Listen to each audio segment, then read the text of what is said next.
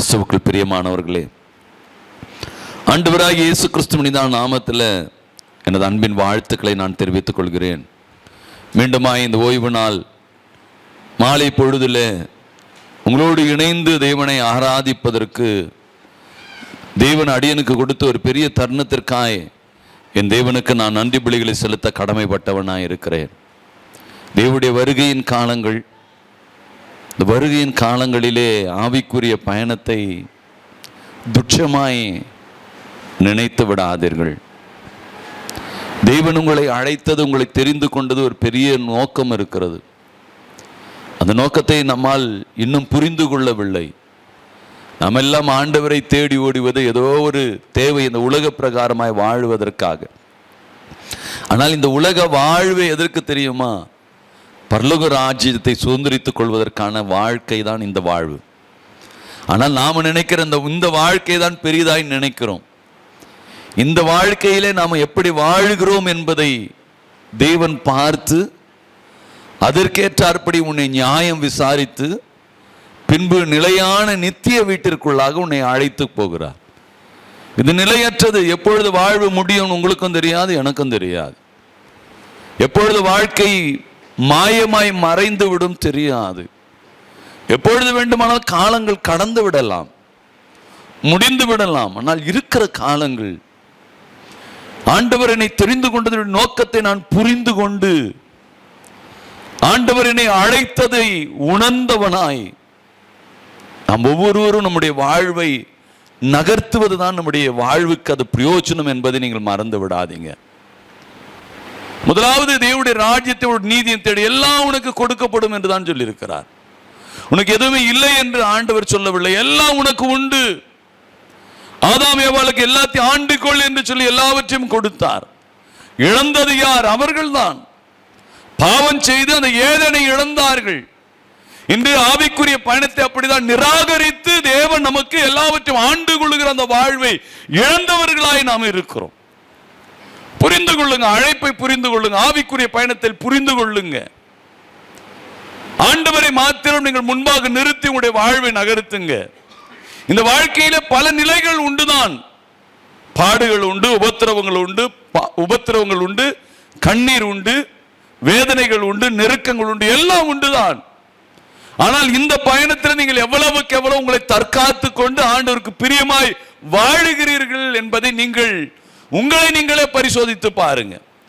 உங்களை நீங்களே பரிசோதித்து பார்த்து உங்களுடைய வாழ்வை நகர்த்துங்க. கர்த்தர் உங்களை ஆசீர்வதிக்கிறவராய் இருப்பார். எடுத்துக்கொள்ளலாம். லூக்கா 1வது அதிகாரத்தை எடுத்துக்கொள்ளுங்க. லூக்கா 1வது அதிகாரத்திலே 5வது வசனத்திலே நாம் வாசிக்க வேண்டாம்.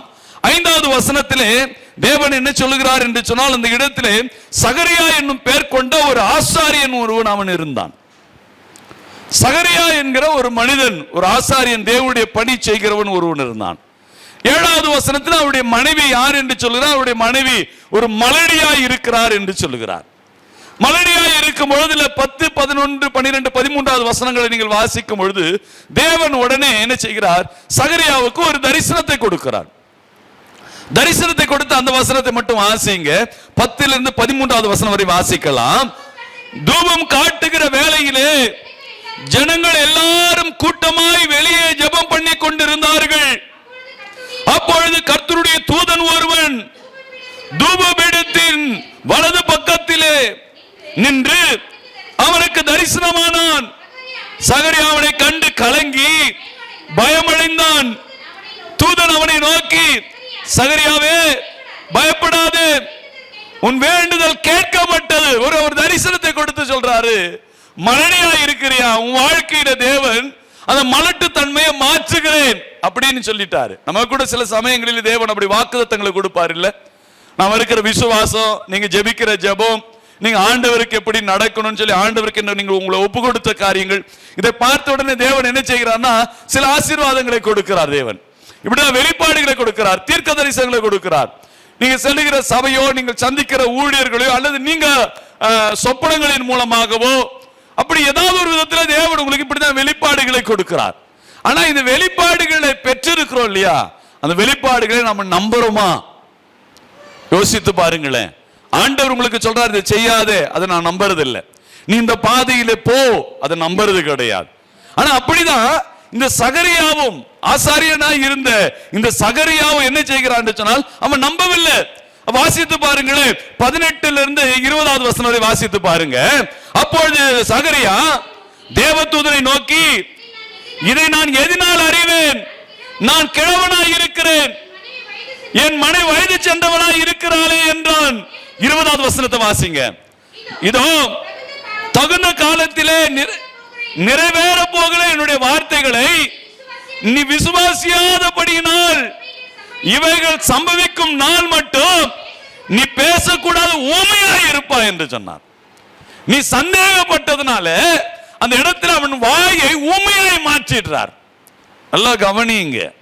சில சமயங்களில் தேவன் அவருடைய திட்டத்தை உங்களுடைய வாழ்க்கையில நிறைவேற்ற விரும்பும் பொழுது தேவன் சில சமயங்களில் நம்முடைய வாழ்க்கையில சில தடை கற்களை அப்படி வைத்து விடுகிறார். நாம நினைக்கிறோம் என்னையா ஆண்டவர் கொடுக்கிறனாரு, ஆனா இவ்வளவு பெரிய தடையா இருக்குது, இவ்வளவு பெரிய தடையா இருக்குது. இஸ்ரவேல் ஜனங்கள் பயணம் செய்தார்கள், கானானை நோக்கி அவருடைய பயணம் இருந்தது. என்னையா ஆசீர்வாதத்தை கொடுக்க போறாரு நினைச்சா ஒரு சைடுல பார்வோன் துரத்தி கொண்டு வருகிறான், ஒரு சைடுல சமுத்திரம் இருக்கிறது, ஒரு சைடுல வனாந்தரமா இருக்கிறது, ஒரு புறமாய் பசியா இருக்கிறது, கூட வருகிற ஜனங்கள் முறுமுறுக்கால் எப்பக்கத்திலும் நெருக்கங்கள். என்னையா வாக்குத்தத்தம் கொடுத்தாரு, ஆசீர்வாதத்தை கொடுக்கிறேன்னு சொன்னாரு, இவ்வளவு பாடுகளா, இவ்வளவு பிரச்சனைகளா, இந்த பிரச்சனை வழியாகவா நான் போகணும் அப்படின்னு நாம நினைக்கிறோம். எனக்கு அருமையான தேவனுடைய பிள்ளைகளே, நன்றாக பாருங்க. சகரியாவுக்கு தேவன் சொல்லுகிறார், அந்த மலட்டு தன்மையிலிருந்து உனக்கு ஒரு விடுதலை நான் கொடுப்பேன்னு சொல்லாரு. இவனுக்குள்ள வந்த ஒரு சந்தேகம், இன்னைக்கு நமக்குள்ள எத்தனை பேருக்கு ஆண்டவர் மீது இல்லாத ஒரு அவநம்பிக்கை நமக்குள்ள இருக்குது? நல்லா யோசிச்சு பாருங்க. நிறைய காரியங்கள்ல தேவன் மீது நமக்கு அவநம்பிக்கை இருக்குது, நம்புறது கிடையாது. நாம நிறைய சூழ்நிலைகளில் ஆண்டவர் சொல்லுகிற காரியம் நம்புறது இல்லை. பரிசுத்த வேதத்தை நம்புறது இல்ல, ஊழியனை நம்புகிறோம், பரிசுத்த வேதாகமத்தை நம்புறது இல்ல, பாஸ்டரை நம்புறோம், வேதத்தில் இருக்கிற வசனம் உயிர் உள்ளது என்று சொல்லி நான் நம்புறது இல்லை. எவ்வளவு பெரிய ஒரு கொடூரமான ஒரு நிலை பாருங்க ஆவிக்குரிய பயணம். எனக்கு அருமையானது எப்படி பிள்ளை நம்புறது கிடையாது. இந்த நம்பிக்கை இல்லாதபடிதான் பேதுரு என்ன செய்தான்? தண்ணீரில் மூழ்க ஆரம்பிச்சான் இல்லையா? அவனுக்குள்ள அந்த நம்பிக்கை இல்லை, அவன் மூழ்க ஆரம்பித்தான் இல்லையா? சீஷர்கள் கருத்துல அற்புதங்களை செய்யுங்கன்னு சொல்லி கொடுத்தாரு, அற்புதங்களை செய்தார்கள். அவனுக்குள்ள ஒரு அவநம்பிக்கை, நடக்கல. ஆண்டவரே ஏன் இது நடக்கல? ஆண்டவர் சொல்ல, நீ சரியா உபவாசம் இருக்குல்ல, சில ஒரு வகை பிசாசனை உபவாசனா துரத்த முடியும். நம்பிக்கை இல்ல, சீஷர்களுக்கு நம்பிக்கை இல்லை, அழைப்பு பெற்ற நமக்கு நம்பிக்கை இல்லை. ஆண்டவர் நமக்கு அதிகாரங்கள் அப்படிதான் கொடுக்கிறாரு, ஆசீர்வாதங்களை கொடுக்கிறாரு, நல்ல வாழ்வை கொடுக்கிறாரு. அந்த வாழ்வை வெற்றி உள்ள ஒரு வாழ்வை மாற்றிக்கொள்ள நமக்கு தகுதி இல்லை, நமக்கு நம்பிக்கை இல்லை. சகரியாவை குறித்து நாம் பார்க்கும் பொழுது ஒரு ஆசாரியே தேவனுடைய பணி செய்கிறவனுக்கு தேவன் மீது நம்பிக்கை இல்லை. கிறிஸ்துவனா இருக்கிறோம், கிறிஸ்துவனுக்கு கிறிஸ்துவ மீது நம்பிக்கை இல்லை. எப்படியாப்பட்ட நிலையில நம்முடைய வாழ்க்கை பயணம் நகர்த்தப்பட்டு கொண்டு இருக்கிறது என்று சொல்லி நீங்கள் கவனிங்க கூர்ந்து. இன்னைக்கு நம்முடைய வாழ்க்கையில் அப்படிதான் நம்பிக்கை இல்லாத இருக்கிறபடினால்தான் தேவன் சில தடைகளை நமக்கு முன்பாக வைக்கிறார். சகரியா ஊமையாய் மாறி போகிறான், சில நன்மை இழந்ததை போல ஒரு சூழ்நிலைகளிலே தள்ளப்படுகிறான். எனக்கு அருமையான தேவனுடைய பிள்ளைகளே, நீங்கள் நன்றாக ஆராய்ந்து பாருங்க. நம்பிக்கை இல்லாதபடினால்தான் நம்முடைய வாழ்க்கையிலே அநேக நன்மைகளை நாம் பெற்றுக்கொள்ள முடியாதவர்களாய் மாறுகிறோம். சில தடைகள் வருவதற்கு காரணம் சில பாடுகள், உபத்திரம். தேவன் பாடு கொடுக்கணும்னு நினைக்கலையே, உனக்கு கஷ்டம் கொடுக்கிறேன்னு என்னைக்காவது சொன்னாரா? இல்ல. தேவன் உன்னை வாளாக்காமல் தலையாக்குவதான் சொன்னாரு, உன்னை கீழாக்காமல் மேலாக்குவன் சொன்னாரு. உன்னை எந்த விதத்திலேயும் உன்னை குறை உள்ளவனாய் ஆண்டவர் மதிப்பிடவில்லை. ஆண்டவர் அவருடைய சாயல தான் உனக்கு கொடுத்தார் இல்லையா? வேற எதையும் அவர் உனக்கு கொடுக்கலையே. பிசாசு நல்லா யோசித்து பாருங்க. சென்ற நாட்கள்ல இதுதான் சொன்னேன். பிசாசு அவனுடைய கோபத்தை இயற்கையில் அவன் காட்டினானா? காற்று வீசுவதை நிறுத்தினானா? சூரியன் சந்திரன் இடத்துல அவனுடைய வேலையை காட்ட முடிஞ்சுச்சா? காட்டுறானா? காட்டல. அவன் காட்டல, அவன் தள்ளப்பட்டவன் தான். இவைகள் எல்லாவற்றையும் சிருஷ்டித்தவன் அவன் அதை காட்டல. எங்க காட்டுறான்? மனித இடத்துல காட்டுறான். ஏன் மனுஷ இடத்துல காட்டுறான்? ஆண்டவர் அவன் தூதர்களை காட்டிற நமக்கு அவருடைய சாயலினால உண்டாக்கி இருக்கிறார். என்னடா இவனுக்கு தேவ சாயலை கொடுத்துட்டாரு அப்படின்னு பிசாசுக்கு மனுஷன் மேல கோபம், உங்க மேலே என் மேலேயும் கோபம். நாம எல்லாம் அவருடைய சாயலை பெற்றிருக்கிறோம். அவர் ரத்தத்தினால கழுவப்பட்டு அந்த சாயலை நாம் பெற்றிருக்கிறோம். நீங்கள் பெற்றிருக்கிறீர்கள். அந்த சாயலை கொடுத்தது மட்டும் இல்ல, லூக்கா 10:19 சொல்றாரு, சத்துருடைய சகல வல்ல மேற்கொள்ள அதிகாரத்தை நான் உனக்கு கொடுக்கிற அதிகாரத்தை உனக்கு, பிசாசை வீழ்த்துற அதிகாரத்தையும் கொடுத்துட்டாரு. பிசாசை வீழ்த்துற, தேவ சாயலம் பெற்ற, விட்டா இவன் ஆண்டவர்கிட்டே போயிடுவான். அதனாலதான் அவன் இயற்கையின் மீது அவனுக்கு கோபம் இல்லை, மனுஷன் மேல அவன் கோபப்படுறான். இல்லையா? இவ்வளவு அதிகாரம் உங்களுக்கு எனக்கு இருக்குது. ஆனா இவ்வளவு அதிகாரத்தை பெற்றிருக்கிற நாம தேவன் கொடுக்கிற வாக்குத்தத்தங்களை, தேவன் நடத்துகிற காரியங்களை இன்னும் புரிந்து கொள்ளாம, விசுவாசிக்காம, நம்பாம, இன்னைக்கு அந்த பாஸ்டர் போய் பார்க்கலாமா, இந்த ஊழியக்காரனை போய் பார்க்கலாமா, பரிசுத்த வேதத்தை திறக்கிறது இல்ல. வீட்டுல குடும்ப ஜெபம் கிடையாது, ஆண்டவரை தேடுறது கிடையாது. ஆனா நம்ம பாஸ்டர் தேடுவோம், ஊழியக்காரர்களை தேடுவோம், வாழ்க்கையுடைய எல்லைக்கு ஓடுவோம். ஓடி பார்த்த நன்மை கிடைக்கல. அப்போது மாறணுமா? அப்பவும் மாறல.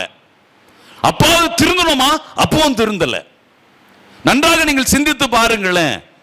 நம்முடைய வாழ்க்கையில் இப்படிதான். எவ்வளவு ஆசாரிய ஊழியம் செய்கிறவன் அவன் சகரியா. ஆனா ஆசாரிய ஊழியம் செய்யறவனுக்கு ஆண்டவர் வெளிப்படுகிறார், தூதன் வெளிப்படுகிறான். ஆண்டவரிடத்தில் ஒரு நல்ல செய்தியை வாங்கி வந்தா அவன் நல்ல ஊழியக்காரனா இருக்கிறானே, ஓ அவனுடைய இவ்வளவு நாள் நல்ல ஊழியம் செஞ்சா அவனுக்கு ஒரு வெகுமதியை கொடுக்கலாமே, ஒரு நல்லது அவனுக்கு நடக்கட்டுமே அப்படின்னு சொல்லி தேவன் கொடுக்கிறாரு. உன்னுடைய வேண்டுதல் கேட்கப்பட்டது. உடனே அவன் சொல்றான், நான் கிழவனா இருக்கிறேன்னு, என் மனைவி வயது சென்றவளா இருக்காரு, எப்படி என் குழந்தை பிறக்கும், என்னையா சொல்றீர்? அவனுக்குள்ள ஒரு அவிசுவாசம். ஆபிரகாமுக்கு செஞ்சாரே அந்த நம்பிக்கை வரல, அந்த எண்ணம் அவனுக்குள்ள வரல. வேதத்துல இவ்வளவு அடையாளங்களை செய்திருக்கிறாரே, அந்த தேவன் எனக்கு செய்வார், அந்த நம்பிக்கை நமக்குள்ள இருக்குதா? வேதத்துல எத்தனையோ அடையாளங்களை பார்க்கிறோம், நாம செல்லுகிற சபையில எத்தனையோ அடையாளங்களை பார்க்கிறோம், இல்ல சாட்சிகளை கேட்கிறோம், இவ்வளவு கேட்கிறோம், அப்போ நம்பிக்கை வரல நமக்கு. யாருக்கும் நடக்கணும், எனக்கு நடக்குமா அப்படின்னு நமக்குள்ள இருக்கிற அவிசுவாசம். இப்படி அவிசுவாசம் இருக்கிறபடினால்தான் நம்முடைய வாழ்க்கையில தடைகள் வருகிறது, பாடுகள் வருகிறது, உபத்திரவங்கள் வருகிறது. இவையெல்லாம் வருவதற்கு காரணம் இவைகள் ஆண்டவர் அனுமதிக்கிறார். ஏன் அனுமதிக்கிறார்? இவன் வாயை விட்டாக்க ஊரெல்லாம் போய் சொல்லிட்டு நடக்கிற காரியத்துக்கு நடத்த மாட்டான். ஆண்டவருடைய கிரியை செய்யறதுக்கு தடை வேற எங்கேயும் கிடையாது. இவனே சொந்த காசுல இவன் சூனியம் வச்சுக்கிறவன். இவன் வெளியால் யாரையும் கிறிஸ்தவனுக்கு துரோகம் செய்கிறது இல்ல, கிறிஸ்தவனுக்கு துரோகி கிறிஸ்தவனே. அதான் வேதம் சொல்றது, உன் வீட்டாரே உனக்கு சத்துரு. சத்துரு வேற எங்கேயும் எழும்புறது இல்லை. சத்துரு நாமே தான் சத்துரு. நம்முடைய வாழ்க்கைக்கு நாமே தான் சத்துரு. நம்முடைய வாய் தான் சத்துரு. அவிசுவாசமா அறிக்கை செய்கிறது, அது நடக்குமா, அவரே அப்படி செஞ்சாரு, இவரே அங்க நடக்குது, அங்க இதெல்லாம் பார்க்கிறோம். ஆண்டவர் செஞ்ச நன்மையை பார்க்க கூடாதா? எத்தனையோ நன்மையின் பாதையில் நடத்தி வந்து ஜீவனை கொடுத்து வாழ வச்சுட்டு இருக்கிறாரு. இவ்வளவு நன்மை செய்தார், வாழ வச்சாரு, ஜீவனை போயிருக்கணும், அன்னைக்கு நான் செத்து போயிருக்கணும். டாக்டர் சொல்லிட்டாங்க, அவங்க சொல்லிட்டாங்க, எல்லாரும் சொல்லிட்டாங்க, ஆனா வாழ வச்சிருக்கிறாரு. அந்த ஆண்டவர் என்ன கைவிட மாட்டார் அப்படின்னு நம்பிக்கை வருதா நமக்குள்ள? இல்ல. ஆனா இப்போ என்ன சொல்றோம், அது நடக்குமான்னு தெரியல, பார்க்கலாம். எனக்கு அருமையான தேவனுடைய பிள்ளைகளை, ஆராய்ந்து பாருங்களேன். நம்முடைய வாழ்க்கையில நம்மை நாம் ஆராய்ந்து பார்க்க வேண்டியது அவசியமா இருக்கிறது. நம்முடைய வாழ்க்கையில பலவிதமான காரியங்கள், ஏன் இந்த தடைகள், ஏன் இந்த பாடுகள், ஏன் இந்த உபத்திரவங்கள் என்று சொன்னா நம்முடைய வாய் தான் தடை. வேற யாரும் நாம தான். தேவனுடைய காரியம் நடக்கிறதுக்கு நாம தான் தடையா இருக்கிறோம், வேற யாரும் தடையா இல்லை. ஆண்டவர் கொடுக்கிறதுக்கு ரெடியா இருக்கிறார். ஆண்டவர் உங்களுக்கு ஆசீர்வதிக்க ரெடியா இருக்கிறார். நல்லா புரிந்து கொள்ளுங்க. ஆண்டவருடைய வாழ்க்கையில நீங்க என்ன நினைக்கிறீங்களோ, நீங்கள் கேட்பதை ஆண்டவர் கொடுக்கிறவர். அப்படிதான் வேதம் சொல்லுது. நீ விரும்புகிறத கொடுக்கிற ஆண்டவர், நீ கேட்கிறத கொடுக்கிற ஆண்டவர்.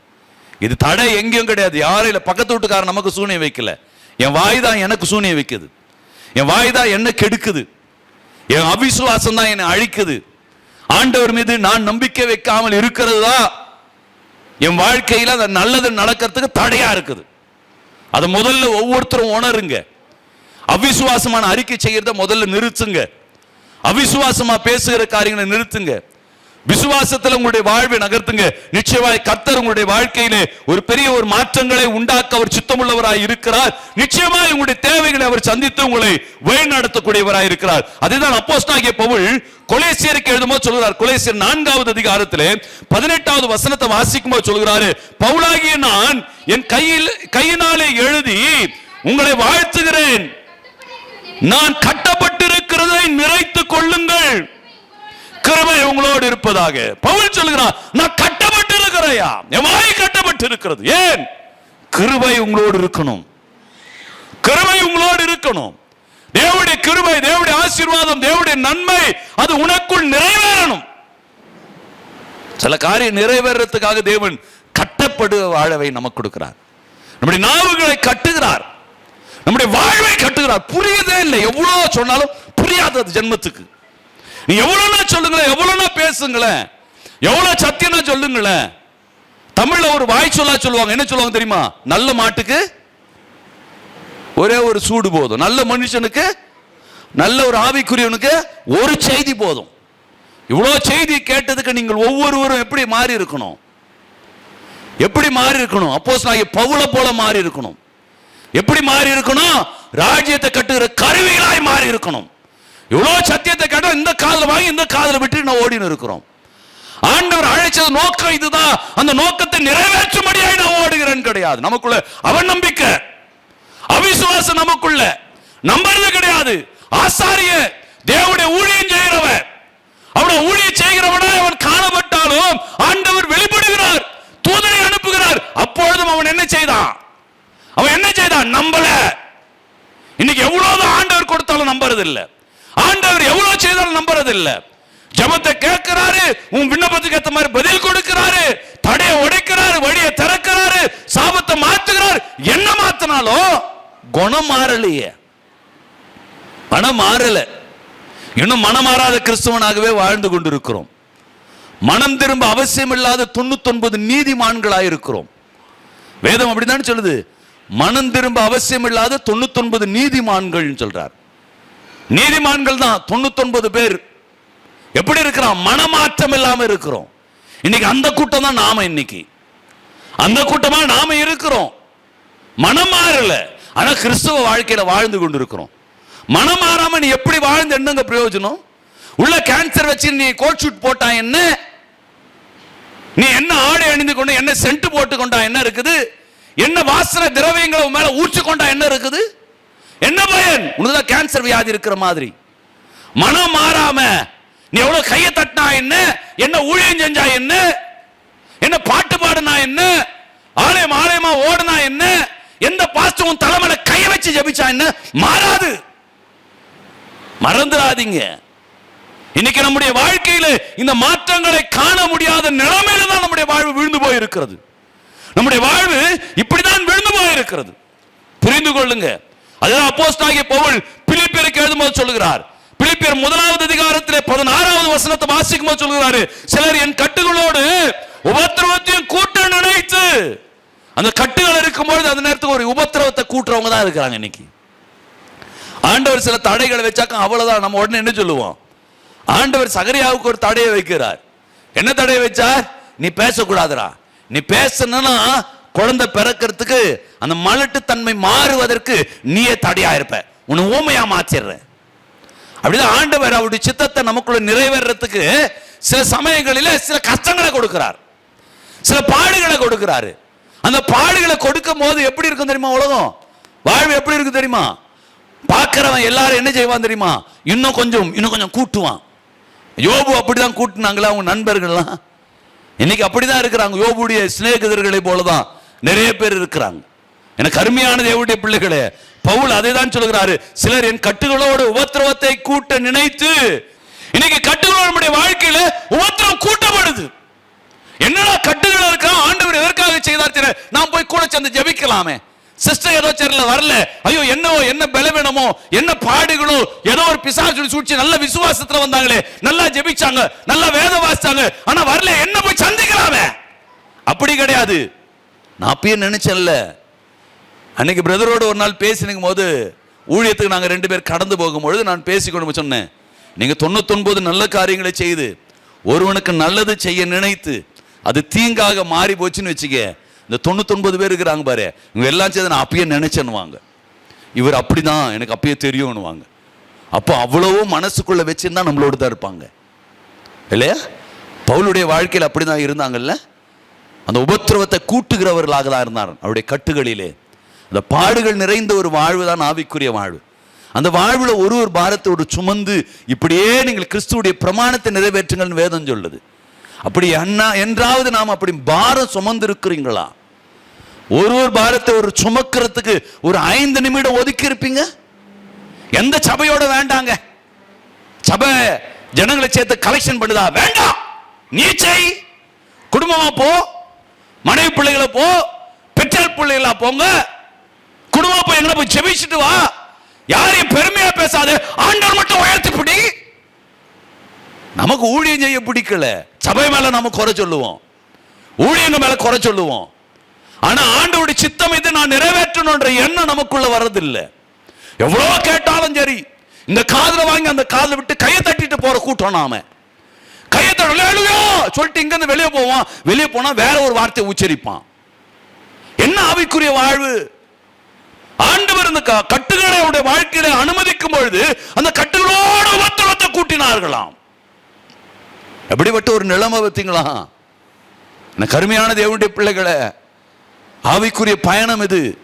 இந்த உலகத்திலே அப்படியே வாழ போறதில்லை. எப்போ யாருடைய வாழ்க்கை எப்பொழுது எப்படி முடியும், எதோடு எப்படி நிறுத்தப்படும் தெரியாது. இன்று இருக்கிற நான் நாளை இருக்கிறனா தெரியாது. யாருடைய வாழ்க்கை எந்த நேரம் தெரியாது. ஆண்டவருடைய கரத்தில் இருக்கிறது. இருக்கிற காலங்கள் ஆண்டவரை மகிமைப்படுத்துவோமே. இருக்கிற காலம் சொற்ப காலங்க.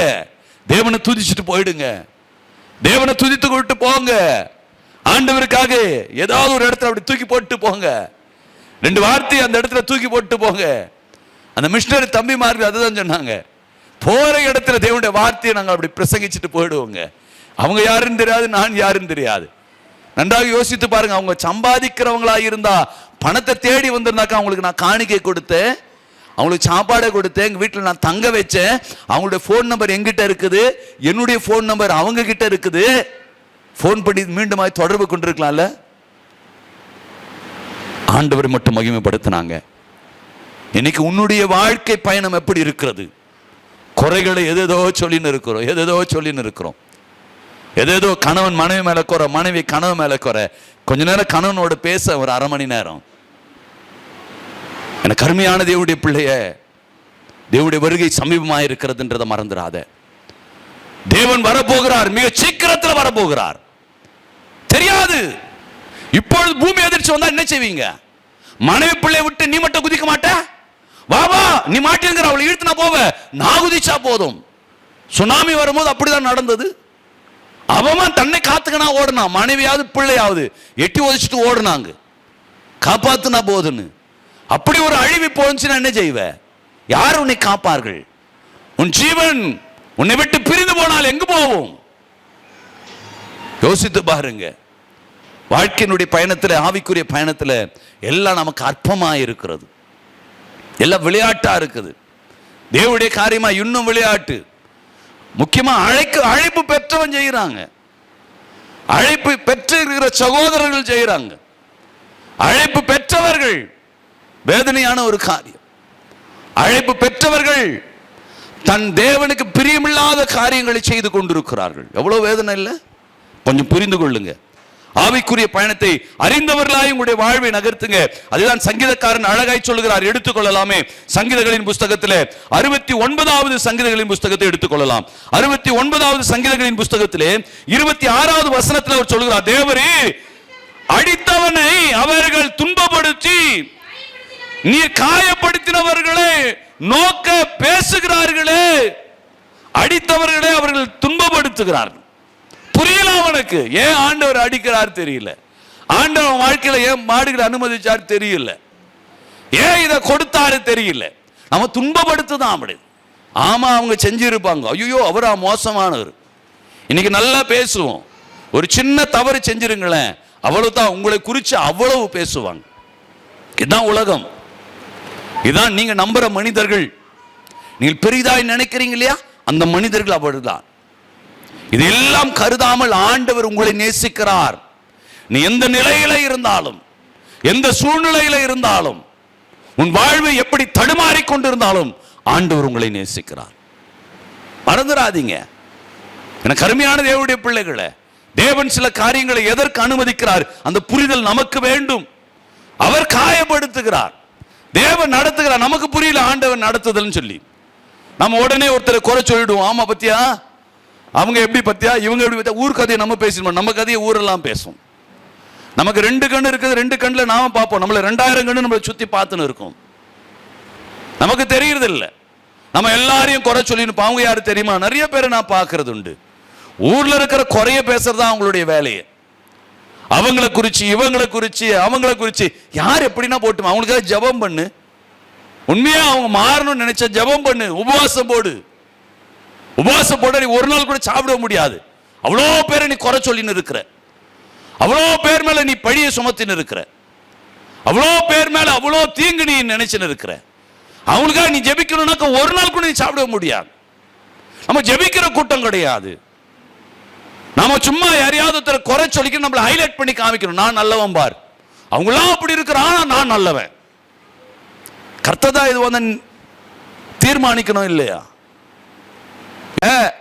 பிசாசு எடுத்து பயன்படுத்தின அந்த குடும்பம், அந்த கோத்திரம், அந்த ஜாதி, அந்த இனம் தான், அந்த இனத்திலிருந்து வருகிற ஒரு ராஜஸ்திரியை கொண்டுதான் தேவன் என்ன செய்தார்?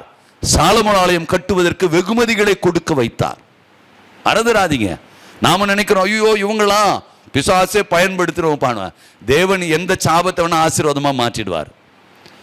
தேவன் எதை வேணாலும் மாற்ற முடியும். ஆண்டவர் நினைச்சிட்டாருன்னா உன் வாழ்க்கையில உலகம் உன்னை சபிக்கப்பட்டவன் சொல்லுதா, உலகம் நீ தகுதியற்றவன் சொல்லுதா, உலகம் சொல்லினே இருக்கட்டும், ஆண்டு உன்னை உயர்த்தி வச்சிருவார். நமக்கு தெரியறது இல்லை. ஏன் நமக்கு தெரியுது இல்லை? நமக்கு ஆண்டு நம்பிக்கை இல்லையே. நமக்கு நம்பிக்கை எல்லாம் உலகத்து மீது தான், மனிதர்கள் மீது தான், காலநிலைகள் மீது தான். நாள் காலங்கள் பார்க்கறதெல்லாம் இருக்குது. நமக்கு நேரம் பார்க்கிறோம், ராவு காலம் பார்க்கிறோம். முக்கியமா கிறிஸ்தவர்கள் ராவு காலத்தை பார்க்கறாங்க. கிறிஸ்தவர்கள் காலநிலைகளை பார்க்கறாங்க இல்லையா? காலநிலை பார்த்து தான் கல்யாணம், காலநிலை பார்த்து தான் வீடு பிரதிஷ்டை இல்லையா? எல்லாம் அங்கதான் நடக்குது. ஒரு கிறிஸ்துவ வீட்டில் என்ன ஜெபிக்கிறதுக்கு கூப்பிட்டாங்க. வள்ளலாருக்கு அந்த ஆண்ட ஒரு வீடு டெடிகேஷன் பண்ணணும் பிரதர், வாங்க ஒரு செய்தியை கொடுப்பீங்க. சரி போனாக்க எனக்கு முன்னாடி உள்ள ஒருத்தர் வந்துட்டு போயிட்டு இருக்கிறார். யாருன்னு பார்த்தா ஒரு மாடை உள்ள கூட்டின்னு வந்து அதை சாணி போட வச்சு இவங்க எடுத்துன்னு போயிருக்கிறாங்க. எவ்வளோ வேதனை இல்லை? கிறிஸ்தவன் சொல்லாதீங்க நீங்கள்லாம். ஏன் கிறிஸ்தவன் சொல்லி கிறிஸ்து பேரை ஏன் அவமதிக்கிறீங்க? யார் உங்களை அப்படி அவமதிக்க சொன்னது? யார் அப்படி உங்களை கூப்பிட்டது? யார் உங்களை அப்படி அழைச்சது? வேண்டாம், நீங்க அப்படியே நீங்க போகலாமே. அதுதான் உங்களை நடத்துதுன்னா அப்படியே போங்க, அந்த மாடு பின்னாடியே போங்க. யாரும் வேண்டான்னு சொல்லலையே, யாரும் உங்களுடைய சுதந்திரத்தை யாரும் தடுக்கலையே, யாரும் கெடுக்கலையே. ஆனா ஆண்டவருடைய பாதை கிறிஸ்துவ மார்க்கம் என்று சொன்னால் இப்படிதான் இருக்கணும், இப்படிதான் இருக்கணும். இதை தேடி ஓடுகிறது இல்லை. இது இந்த புரிதல் நமக்கு வருவது கிடையாது. அதுதான் ஒரு வேதனை அளிக்கக்கூடிய ஒரு காரியமாக இருக்கிறது. அப்போஸ்தலனாகிய பவுல் எபேசியருக்கு எழுதும்போது சொல்லுகிறார், எடுத்துக்கொள்ளலாமா? எபேசியர் 3வது அதிகாரத்தை எடுத்துக்கொள்ளுங்க. எபேசியர் 3வது அதிகாரத்தில் 1வது வசனத்தை வாசிக்கும்போது சொல்லுகிறார், இது நிமித்தம் பவுலாகிய நான் புறஜாதியாய் இருக்கிற உங்கள் பொருட்டு கிறிஸ்துவின் நிமித்தம் கட்டுண்டவனாய் இருக்கிற, கட்டப்பட்டவனாய் இருக்கிற. யாருக்காக? புறஜாதியாருக்காக. கட்டப்பட்டது எதற்கு? ஏன் இந்த பாடுகள்? ஏதோ ஒரு இடத்துல ஒரு அற்புதத்துக்காக, ஏதோ ஒரு நன்மைக்காக, ஏதோ ஒரு இடத்துல விடுதலைக்காக தேவன் இந்த பாடுகள் வழியாய் நடத்திட்டு போறார். ஆனா நமக்கு அந்த பாடுகள்லாம் நமக்கு கதை பேசுறதுக்கு தெரியுமா? அவரு இவரை பாத்தியா, இவரை பத்தி கேள்விப்பட்டியா, அவரை பாத்தியா, அவர் என்ன செஞ்சாரு பாத்தியா? நமக்கு பேச்சு பொருள் ஆக்கிறதுக்கு தான் ஆண்டவர் ஒவ்வொரு மனிதனையும் எடுத்து பயன்படுத்துகிற காரியங்கள். அது எவ்வளவு பெரிய தீங்கு தெரியுமா? அது எவ்வளவு பெரிய பாவம் தெரியுமா? காலத்துக்கு முன்பே யாதொன்றை குறித்தோ தீர்ப்பு சொல்லாத, ஜட்ஜ்மெண்ட் பண்ணக்கூடாது. நாம ஆண்டவர் நடத்துறாரு. ஆண்டவர் நடத்தும்போது நீங்கள் யாரை பார்த்தாலும் அதுல ஆண்டவர் எந்த விதத்தில் மகிமைப்படுகிறார் அப்படி பாருங்க. இல்ல எந்த விதத்திலே அந்த ஆத்மா ரட்சிக்கப்படுவதற்கு என்னை எடுத்து பயன்படுத்துறார் அப்படி உங்களை இணைச்சு கொள்ளுங்க. வேற ஒண்ணு நான் உங்களை குறை சொல்லல. நீங்க பயணம் செய்கிற காரியங்களை உங்களுக்கு கற்றுக் கொடுக்கிறேன். அப்போ நீங்க யாரிடத்தையாவது ஏதாவது ஒரு குறைகளை நீங்கள் பார்ப்பீங்க சொன்னால் அவர்கள் அந்த குறைகளில் இருந்து, அந்த பாடுகளில் இருந்து, அந்த உபத்திரவத்திலிருந்து அவர்கள் வெளிவருவதற்கு என்ன செய்யணும் அப்படி யோசிங்க. அதான் ஒரு ஆவிக்குரியனுடைய அழகு, ஒரு கிறிஸ்தவனுடைய அழகு, ஒரு விசுவாசியுடைய அழகு. அதுதான் அந்த அழகு. அவர்களை குறித்து வீட்டில் அதை கேட்டியா அப்படின்னு நாம கேட்கறது அதெல்லாம் வேண்டாம், அது வேண்டாம். அது கிறிஸ்தவர்களுக்கு அழகு இல்லை. அதை பத்தி நாம் பேச வேண்டாம். புரிய புரிந்து கொள்ளுங்க. சகரியாவுக்கு ஏன் அவனுடைய வாயை ஊமையாக்கினார்? இந்த புரிதல் இருக்கணும். இந்த புரிதல் இல்லை என்று சொன்னால் நம்முடைய வாழ்க்கையிலே ஒரு அடையாளங்களையும் அற்புதங்களையும் நம்மால் காண இயலாது என்பதை நீங்க மறந்து விட வேண்டாம். அதுதான் பிலிப்பியருக்கு பவுல் எழுதும்போது சொல்கிறார். எடுத்துக்கொள்ளாமே, பிலிப்பியர் 1வது அதிகாரத்திலே 13வது வசனத்தை வாசிக்கும் பொழுது அவர் சொல்லுகிற காரியம், அரண்மனை எங்கும் உள்ளவர்களுக்கும் மற்ற யாவருக்கும் என் கட்டுகள் கிறிஸ்துவுக்குள்ளான கட்டுகள் என்று வெளியரங்கமாக்கி அவர் சொல்றார். கிறிஸ்துவுக்குள்ளான கட்டு இது. ஏவுடைய வாய் கட்டப்பட்டது, அது கிறிஸ்துவுக்குள்ளாக கட்டப்பட்டு இருக்கிறது. அது தேவன் கட்டி இருக்கிறார். அது நீ நானும் கேலி பண்றதுக்கு இல்லை. நீ நானும் குடும்பத்தை குறித்து இலக்காரமா பேசுறதுக்கு இல்லை. அது கிறிஸ்துவ நிமித்தம் கட்டப்பட்ட காரியங்கள். அப்போ சில காரியங்கள் ஆண்டவருடைய நடத்துதல் என்பதை நாம புரிஞ்சுக்கிறதே இல்லைங்க. இது ஆண்டவர் நடத்துறார் அப்படின்ற புரிதலே கிடையாது. நமக்கு ஆசீர்வாதம் கொடுத்தாதான் ஆண்டவர் கொடுத்தாரு. வீடு கட்டிட்டு கர்த்தருக்கு ஸ்தோத்திரம், ஒரு கல்யாணம் ஆயிடுச்சு, இதெல்லாம் நம்ம சொல்றோம். அந்த கல்யாணம் ஆண்டவர் பண்ணாரா, அந்த வீடு ஆண்டவர் தான் கொடுத்தாரான்னு நமக்கு தெரியாது. வீடை கட்டியிருப்போம், லோன்ல கட்டியிருப்போம், வீட்டில் போய் ஒரு வாரம் கூட நிம்மதியா தூங்க முடியாது. நிம்மதியா தூங்க நினைச்சா உடனே நாளைக்கு கடங்காரன் வருவானே, அந்த யோசனை தான் இருக்கும். ஆண்டவர் கொடுக்கறதுல வேதனை இருக்குமா? இருக்காது. ஆண்டவர் கொடுக்கறது இருக்குமா? இருக்காது. ஆண்டவர் அப்படி கொடுக்க மாட்டார். அப்போ நாம என்ன செய்யறோம்? ஆண்டவர் கொடுக்காத ஆண்டவர் கொடுத்தாருன்னு சொல்றோம். ஆனா ஆண்டவர் கொடுத்ததை நாம என்ன சொல்றோம்? வேற விதமா திரிச்சு பேசுறோம் இல்லையா? எனக்கு அருமையான தேவனுடைய பிள்ளைகளை, நன்றாக யோசியுங்க. சகரியாவுடைய வாழ்க்கையில நிகழ்ந்த காரியங்களை யோசிங்க. சகரியா ஒரு நல்ல ஒரு தேவ மனிதன். அவருடைய வாழ்க்கையில தேவன் சில காரியம் நிறைவேற்ற தேவன் விரும்புகிறார். ஆண்டவர் சில காரியங்கள் நிறைவேற்ற விரும்பும் பொழுது அவனுக்குள்ள காணப்படுகிற அவிசுவாசம், அவனுக்குள்ள இருந்த அவநம்பிக்கை, அந்த அவநம்பிக்கை நிமித்தமாக தான் அவனுடைய நாவை தேவன் கட்டிவிட்டான். அவன் ஊமையாய் மாறினான். ஊமையாய் மாறியதற்கு காரணம் அதுதான். இந்த புரிதல் நமக்கு வருவதில்லைங்க. எனக்கு அருமையான தேவனுடைய பிள்ளைகளை, இதை புரிந்து கொள்ளுங்க. இதை புரிந்து கொண்டு உங்களுடைய வாழ்வை நகர்த்துங்க. அதுதான் பிலிப்பியருக்கு எழுதும்போது சொல்கிறார். பிலிப்பியர் 1வது அதிகாரத்தில் 27வது வசனத்தை வாசிக்கும் பொழுது அவர் சொல்லுகிற காரியம், நான் வந்து உங்களை கண்டாலும் நான் வராமல் இருந்தாலும் நீங்கள் ஒரே ஆவியில உறுதியாய் நின்று ஒரு ஆத்துமாவிலே சுவிசேஷத்தின் விசுவாசத்திற்காக கூட போராடி எதிர்க்கிறவர்களால் ஒன்றிலும் மருளாது இருக்கிறார்கள் என்று உங்களை குறித்து நான் கேள்விப்படும்படி. கேள்விப்படணுங்க, பயப்படக்கூடாது. எதிர்க்கிறவர்களால நீங்க பயப்படாதீங்க. தேவனுடைய வாழ்க்கையில் அப்படி ஒரு கட்டுகளை வச்சிருக்கிறாரா, சொல்றவங்களை பார்த்து பயப்படாதீங்க. கேலி செய்யறவங்களை பார்த்து பயப்படாதீங்க. உங்களை குறித்து ஏளனமா நினைக்கிறவங்களை குறித்து பயப்படாதிருங்க. பவுல் பிலிப்பியருக்கு எழுதும்போது சொல்றார், நீ பயப்படாதே, நீ மருளாதிரு. எதிர்க்கிறவர்களை பார்த்து பயப்படாது, எதிர்க்கிறவர்களை பார்த்து பயப்படாது. சகரியா பயப்படலையே, விசுவாசத்துல உறுதியாக இருந்தான். ஆண்டவர் சில காரியங்கள் அப்படிதான் நம்முடைய வாழ்க்கையில் அனுமதிக்கிறார். உறுதியா இருங்க, விசுவாசத்தை விட்டுறாதீங்க. உங்களுக்கு இல்லைன்னு சொல்லிட்டாங்களா, கர்த்தருக்கு ஸ்தோத்திரம் சொல்லுங்க. உனக்கு ஆகாதுன்னு சொல்லிட்டாங்களா, கர்த்தருக்கு ஸ்தோத்திரம் சொல்லுங்க. துவக்கத்தில் நான் சொன்ன அந்த சாட்சி போல ஊரிஸ் கல்லூரியில் அந்த பேராசிரியருடைய குழந்தைக்கு நடந்த காரியம் அதான். டாக்டர்னு சொல்லிட்டாங்க, முடியாது.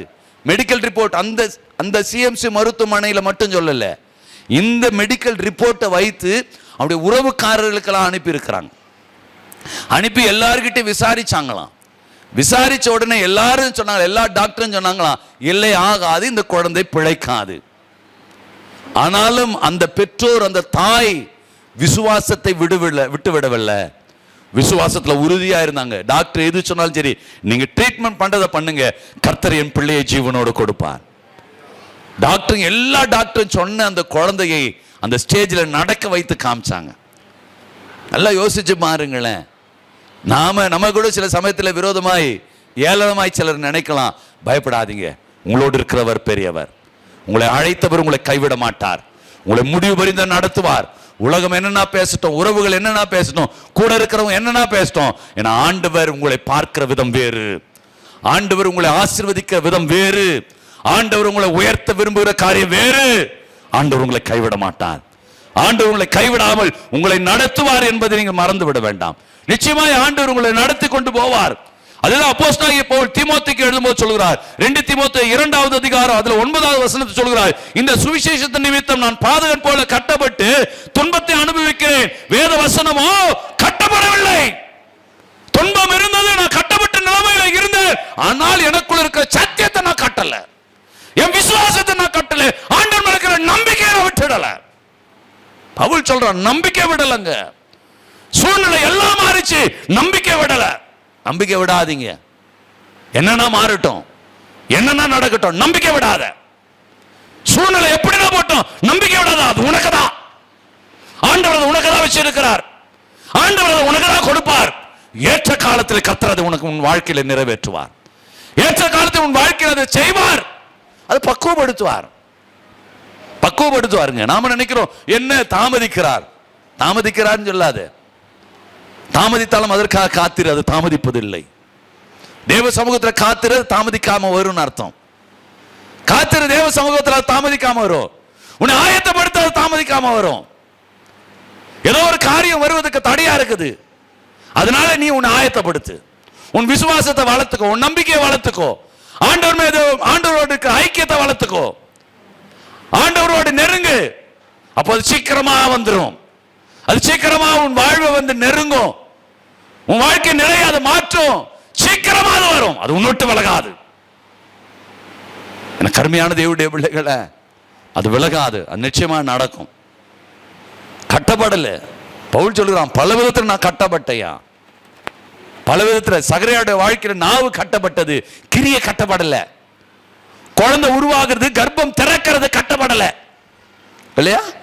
சகரியாவுடைய நாவை கட்டிட்டார் ஆண்டவர், ஆனா கர்ப்பத்தை திறந்துட்டாரு. சில தடைகள் இருக்குங்க உங்க வாழ்க்கையில, சில பாடுகள் வரலாம் வருங்க. ஆனா பாடு இருக்குது, ஆண்டவர் கை விட்டுட்டாருன்னு சொல்லாத, ஆண்டவர் விட்டுட்டு விலகிட்டாருன்னு சொல்லாத. ஆண்டவர் அப்பொழுதுதான் கிரியை செய்யறாருன்னு அர்த்தம். அப்பொழுதுதான் ஆண்டவருடைய கரம் வாழ்க்கையில இறங்குதுன்னு அர்த்தம். ஆண்டவர் அப்போதான் மகிமையாய் இறங்கி கொண்டிருக்கிறார், செயல்பட்டு கொண்டிருக்கிறார்னு அர்த்தம். நாம சோர்ந்து போறோம், என்னத்துக்கையா இந்த பாடு. சோர்ந்து போகாதே, ஆண்டவருடைய கரம் செயல்பட்டு கொண்டிருக்கிறது. ஆண்டவருடைய கரம் செயல்பட்டு கொண்டிருக்கிறது. நீ விசுவாசி, விசுவாசத்தில் உன்னுடைய வாழ்வை நகர்த்து. கண்டிப்பா தேவன் ஒரு பெரிய அடையாளங்களோடு உன்னுடைய வாழ்வை அவர் நகர்த்தி கொண்டு போவார். அதுதான் சங்கீதக்காரன் தாவீது இப்படியாய் சொல்லுகிறார். 18வது சங்கீதங்களின் புஸ்தகத்திலே 4-5வது வசனங்களை வாசிக்கும் சொல்றார், மரண கட்டுகள் என்னை சூழ்ந்து கொண்டது, துர்ச்சன பிரகாரம் என்னை பயமுறுத்தினது, பாதாள கட்டுகள் என்னை சூழ்ந்து கொண்டது, மன கன்னிகள் மேல் விழுந்தது, எல்லாம் விழுந்தது. தாவீதுடைய வாழ்க்கையில தாவீது சொல்றான், ஐயா மரண கன்னிகள் சத்துருக்கள் எப்பக்கத்துல நெருக்கம், எங்க போனாலும் ராஜ தேவன் அபிஷேகத்தை கொடுத்துட்டாரு, நீதாண்டா ராஜான்னு சொல்லிட்டாரு. தேவன் எல்லாம் சொல்லிட்டாரு. சவுல் வீட்டுல சவுல் ஒரு செயல துரத்துறான், பெலிஸ்தே ஒரு செயல துரத்துறான். ராஜா ராஜாவாகவே இருக்க முடியல, ஓடி போய் கொகையில ஒளிகிறான் இல்லையா, வேஷம் மாறி திரிகிறான். என்னையா வாழ்க்கை? ஆனாலும் தேவனுடைய அழைப்பு கட்டப்படவில்லை அந்த இடத்துல. எல்லாம் புரிந்து கொள்ளுங்க. நம்முடைய வாழ்க்கையில் நாம அப்படிதான். தாவீதுடைய வாழ்க்கையில என்னென்னவோ நடந்தது, ஆனால் ஜீவனை யாரை எடுக்க முடியல. பவுலுடைய வாழ்க்கையில என்னென்னோ நடந்தது, ஜீவனை எடுக்க முடியல. தேவ சித்தம் அவர்களுக்குள் நிறைவேறியது. எனக்கு அருமையான தேவனுடைய பிள்ளைகளை, உங்களுடைய வாழ்க்கையிலும் அவருடைய சித்தம் நிறைவேறும். நிச்சயமா அதில் மாற்று கருத்தில் அழைச்சிட்டாரா, நிச்சயமா அதை செய்வார். நம்பு, ஆண்டவரை நம்பு. விசுவாசத்தை விட்டுறாத, ஜெபத்தை விட்டுறாத, வேத வாசிப்பை விட்டுடாத, ஆலயத்தை விட்டுடாத, தேவனை ஆராதிக்கிறத விட்டுறாத, துதிக்கிறத விட்டுறாத, ஆண்டவரோடு இருக்கிற ஐக்கியத்தை விட்டுடாத. அதை உறுதியா பிடிச்சுக்கோ. கர்த்தர் நிச்சயமா ஏற்ற காலத்திலே உன் வாழ்வை உயர்த்துவார். அதுல மாற்று கருத்தை கிடையாது. நிச்சயமா உயர்த்துவாருங்க. நிச்சயமா உன்னுடைய வாழ்வு ஆசீர்வாதமான வாழ்வாய் மாறும் என்பதில் மாற்று கருத்து கிடையாது. அதான் அப்போஸ்தலர் 27வது அதிகாரத்திலே 22வது வசனத்தை வாசிக்கும் போது சொல்கிறார், ஆகிலும் திடமனதாய் இருங்கள் என்று இப்பொழுது உங்களுக்கு தைரியம் சொல்லுகிறேன். கப்பல் சேதமே அல்லாமல் உங்களில் ஒருவனுக்கும் பிராண சேதம் வராதையா. கப்பல் சேதம் வேணா வரலாம், இந்த பிரயாணம் பண்றோம் பாரு, இந்த சேதம் வரவே வராது, இது தடையப்படாது. பவுல் சொல்றான் இல்லையா? எல்லாம் நடக்குது, கடல் கொந்தளிக்குது, கப்பல் உடையுது, என்ன செய்வோம், ஊர் பழைப்போமா தெரியாத ஒரு நிலை. உடனே அப்பொழுதுதான் பவுல் சொல்லுகிறான், ஐயா கப்பல் சேதம் நடக்கும், ஆனா தேவன் என்னை கொண்டு எங்க எடுத்துன்னு போய் நிக்க வைக்கணும்னு தீர்மானிச்சிருக்கிறாரோ அந்த காரியம் நடக்கணும். அதனால இந்த பிரயாண சேதம் நடக்க தடைப்படாதையா. உங்களை கொண்டு என்ன செய்யணும்னு தேவன் நினைச்சிருக்கிறாரோ அந்த சித்தம் உனக்குள் நிறைவேறும். தடை வரலாம், பாடுகள் வரலாம், பலவீனம் வரலாம், விரோதமான சூழ்ச்சிகள் வரலாம், ஆனா இந்த பயணம் தடைப்படாதுங்க. கருமையான தேவனுடைய பிள்ளைய, ஆண்டவர் உனக்குள் நிறைவேற்ற விரும்புகிற இந்த பயணம் தடைபடாது. ஹல்லேலூயா, ஹல்லேலூயா. தடை பண்ண மாட்டாருங்க ஆண்டவர். ஆண்டவர் தடை பண்ண மாட்டாருங்க. ஒரு நிச்சயமா அவர் நடத்தி கொண்டு போவார். உங்களை கைவிட மாட்டார். மீண்டும் அந்த லூக்கா 1வது அதிகாரத்தை எடுத்துக்கொள்ளலாம். அதுல 60 64வது வசனம் வரை நாம் வாசிக்க கேட்கலாம். அப்பொழுது அதனுடைய தாய், அப்படி அல்ல, அதற்கு யோவான் என்று பெயரிட வேண்டும் என்றான். அதற்கு அவர்கள், உன் உறவின் முறையாரின் இந்த பெயருள்ள ஒருவனும் இல்லையே என்று சொல்லி அதன் தகப்பனை நோக்கி, இதற்கு என்ன பெயரிட மனதாய் இருக்கிறீர் என்று சைகையினால் கேட்டார்கள். அவன் எழுத்து பலகையை கையில் கேட்டு வாங்கி இவன் பேர் யோவான் என்று எழுதினான். எல்லாரும் ஆச்சரியப்பட்டார்கள். உடனே அவனுடைய வாய் திறக்கப்பட்டது. அல்லேலூயா. பாருங்க, எப்போ அந்த கட்டு அவிழ்ந்தது? கிரியை நடந்து முடியும் பொழுது அந்த கட்டு அவிழ்ந்தது. உடைய வாழ்க்கையில் நிறைய கட்டு இருக்கும் இல்லையா? மனுஷன் பேசுறது இல்லையா, நீ வேலை செய்கிற இடத்துல உன் குடும்ப உறவுகள் முன்னே இல்லை, அது எப்பொழுதுமா அந்த கட்டெல்லாம் அவிழ்ப்பாரு. கர்த்தருடைய சித்தம் நிறைவேறுகிற சமயத்தில் அந்த கட்டுகள்லாம் டக் டக் டக் டக் டக்னு ஓடைய ஆரம்பிச்சிடும். அது வரைக்கும் உன் வாய் கட்டப்பட்டிருக்கணும். தேவன் சொல்ற காரியம், நீ பேசாத, ஆண்டவர் செய்யணும். நீ பேச ஆரம்பிச்சனாக்கா அந்த இடத்துல தேவக்கிரியை நடக்கிறதுக்கு நீயே தடையா இருப்ப.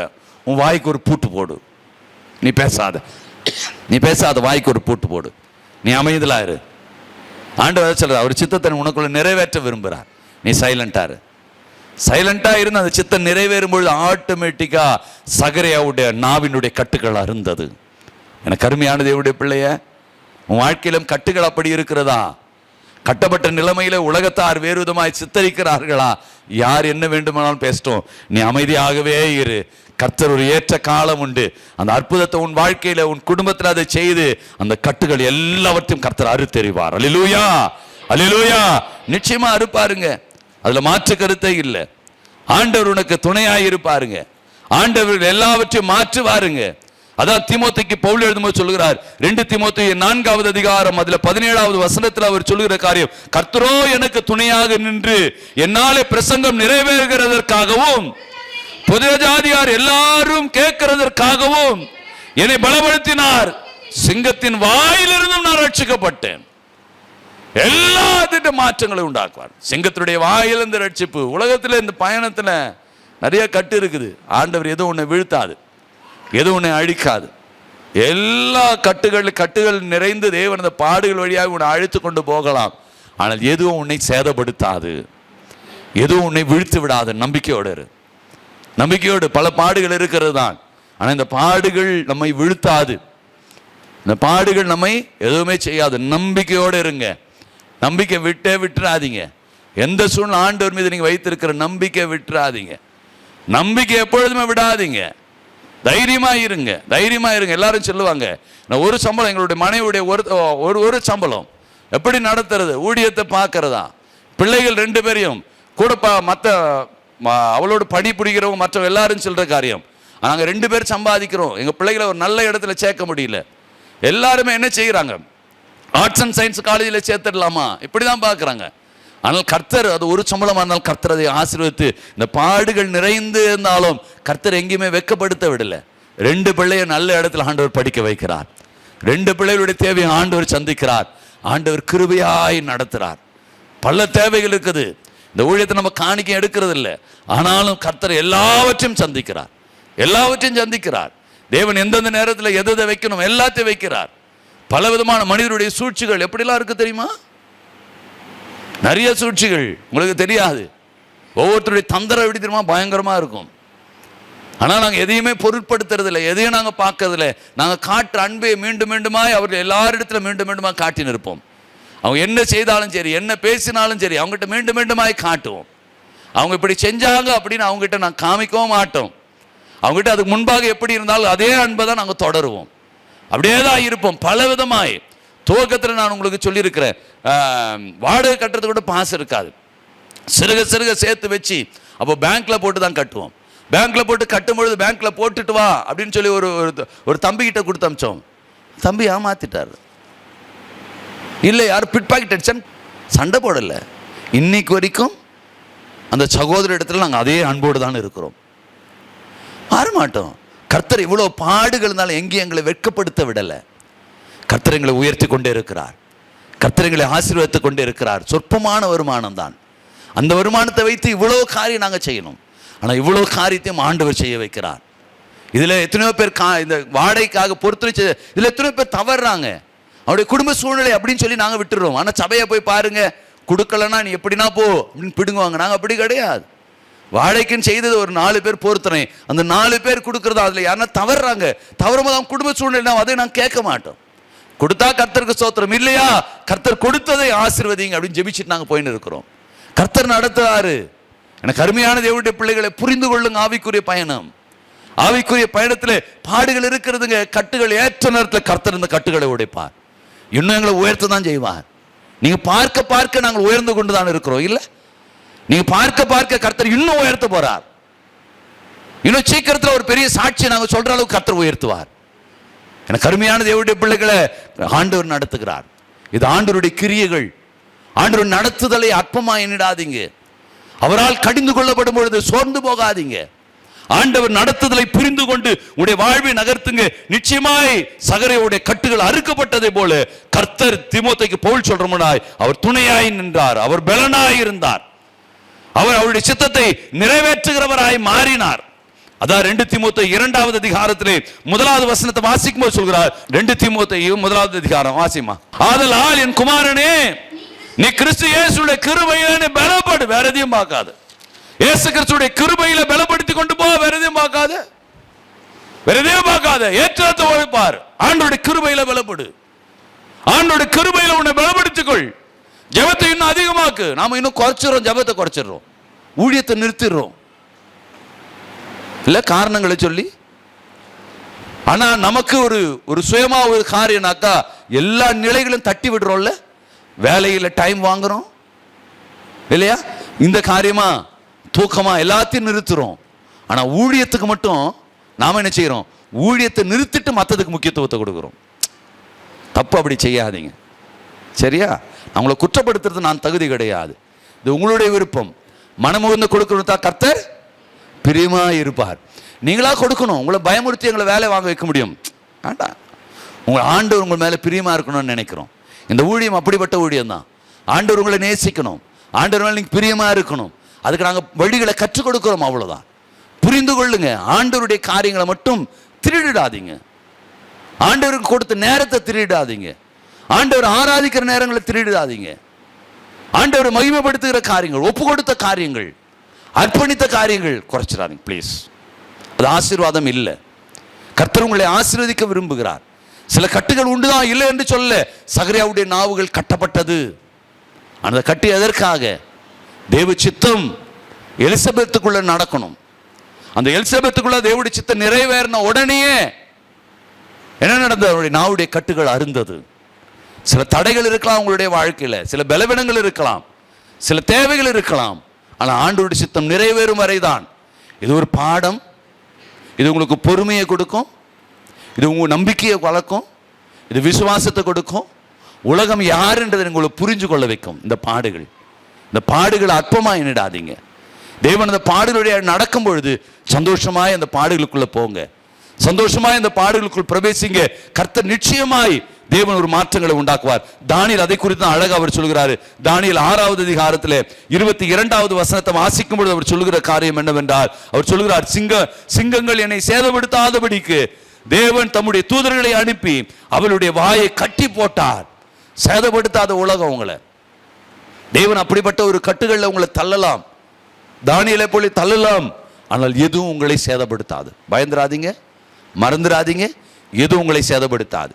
சூழ்நிலைகள் உங்களை சேதப்படுத்த முடியாது, காலநிலைகள் உங்களை சேதப்படுத்த முடியாது, பலவீனங்கள் உங்களை சேதப்படுத்த முடியாது, மனிதர்கள் உங்களை சேதப்படுத்த முடியாது, ஒருவர் உங்களை சேதப்படுத்த முடியாது.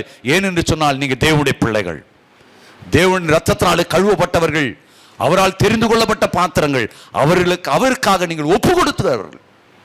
ஆகவே தேவன் உங்களை சேதப்படுத்த விட மாட்டார் என்பதை மறந்து விடாதீங்க.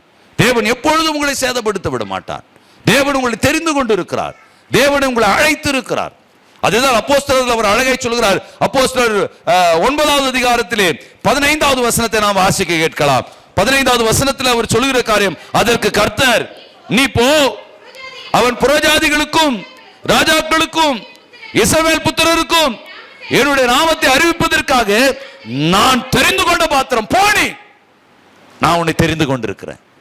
போ, உன்னை சேதப்படுத்த முடியாது. நான் உன்னை அழைச்சிருக்கிறேன், நான் உன்னை மீட்டு இருக்கிறேன், நீ போ, நீ போ. இந்த கருமையான தேவனுடைய பிள்ளைகளை, ஆண்டவர் உலகத்திலே உங்களை காக்கிறவராக இருக்கிறார், உங்களை போஷித்து நடத்துகிறவராக இருக்கிறார். நம்பிக்கை விட்டுறாதீங்க, உங்க விசுவாசத்தை விட்டுறாதீங்க. கர்த்தர் உங்களோடு வருவார், கர்த்தர் உங்களோடு நடப்பார். பிரஜாதிகளுக்கு மத்தியிலே நீ சுவிசேஷம் பிரசங்கிப்பதற்காக ஆண்டவரால் நீ தெரிந்து கொள்ளப்பட்ட பாத்திரம். அதான் 1 சாமுவேல் 17வது அதிகாரத்திலே 37வது வசனத்தை வாசிக்கும் பொழுது அவர் சொல்கிற காரியம், பின்னும் தாவீது என்னை சிங்கத்தினுடைய கைக்கும் கரடியுடைய கைக்கும் தப்புவித்த கர்த்தர் இந்த பெலிஸ்தருடைய கைக்கும் தப்புவிப்பார் என்றான். அப்பொழுது சவுல் தாவீதை பார்த்து, நீ போ, கர்த்தர் உன்னோடு இருப்பாராக. நீ போ, இந்த விசுவாசத்தை அறிக்கை செய், கர்த்தர் உன்னோடு இருப்பார், வழியை திறந்துருவார். தாவீது அறிக்கை செஞ்சான், சிங்கத்தினுடைய வாய்க்கும் கரடியுடைய வாய்க்கும் என்னை காத்த தேவன் இந்த பெலிஸ்தனுடைய வீழ்த்துவதற்கு கர்த்தர் எனக்கு கிருபை செய்தார் என்று சொல்லி அவன் விசுவாசித்தான். யுத்தம் செய்து பழக்கம் இல்லை அவனுக்கு, அவன் யுத்த ஆடை அணிந்து பழக்கம் இல்லை, யுத்தம் செய்தும் பழக்கம் இல்லை, யுத்த ஆடை அணிந்தும் பழக்கம் இல்லை. ஆனா அவனுக்கு ஒரு நம்பிக்கை இருந்தது ஆண்டவர் மீது. உங்களுக்கு இந்த பாடுகள், நீங்க வாழ்க்கையில சந்திக்கிற உபத்திரவங்கள் துன்பங்கள் எல்லாம் உங்களுக்கு அனுபவம் கிடையாது தான். ஆனா உங்க வாழ்க்கையில ஒரு அனுபவம் இருக்கிறது. என்ன தெரியுமா? பாவத்திலிருந்து உங்களை மீட்டு இருக்கிறார் ஆண்டவர், சாப வாழ்வை மாற்றி இருக்கிறார் ஆண்டவர், அழிந்து போகிற வாழ்வுக்கு ஜீவனை கொடுத்திருக்கார். இது போதுங்க. தாவீதுக்கு அந்த நம்பிக்கை தான் இருந்துச்சு. சிங்கத்தை வீழ்த்துவதற்கு கிருபை செய்தார், கரடியை வீழ்த்துவதற்கு கிருபை செய்தார், இந்த பெலிஸ்தீனை நான் வீழ்த்து விடுவேன். இந்த நம்பிக்கை தான் வெற்றியை கொடுக்க செய்தது. இந்த நம்பிக்கை தான் வாழ்வை துவக்குவதற்கு இந்த சவுல் என்ன செய்தார்? இப்போ நீ போ, அனுப்பி வைத்தான். இப்போ ஆண்டவர் உங்களை பார்த்து சொல்ற காரியம், உன்னோடு நான் கிரியை செய்தல்ல, இப்போ நீ போ, நான் உன்னை மறைச்சு வெடிப்படுறேன், மகனே மகளே போ நீ அப்படின்னு சொல்றாரு. கட்டுகள் உண்டுதான், உபத்திரவங்கள் உண்டுதான், பயந்துடாதீங்க. ஆண்டவர் உங்களோடு இருக்கிறார், நீங்க போங்க. ஆண்டவர் உங்களை மட்டுமா நடத்தினார்ல, இனியும் நடத்துவார், போங்க. ஆண்டவர் உங்களை கைவிட மாட்டார்.